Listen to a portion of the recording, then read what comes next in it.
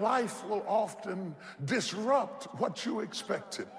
That just as soon as you have it down in a nice, neat little box of how you think it's going to go, and that when I walk down here, this is what is going to happen, by the time you get there, it will never be what you expected it to be. So you got to get used to being a little disappointed. You got to get used to being a little bit shocked. You got to get used to walking into situations and being flexible and adjustable. Because if you are not flexible, you cannot survive.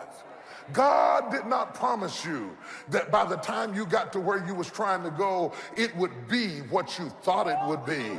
God did not promise you that by the time you got the house you were trying to get, it would be what you thought it would be. God did not promise you that by the time you found your significant other, that it would be what you thought it would be. God did not promise you that if you joined this church or that church, that it would be what you thought it would be.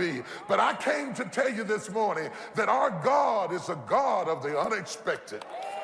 Oh my God, I feel a shout. I'm going to say it again. Our God is a God of the unexpected. So just because life has shocked you doesn't mean it's shocked God. Nothing takes God by surprise. He already knows what's going on in every corner of your life. And he sent me here to tell you, don't worry about it. I got you covered. Don't worry about it. I got you covered.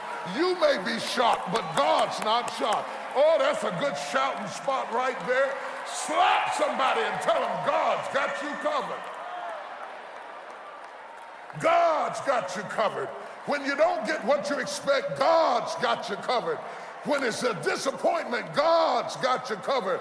When you walk down and run into a mess, God's got you covered. Can you hear me in the balcony? God's got you covered. Can you hear me on that iPad? God's got you covered.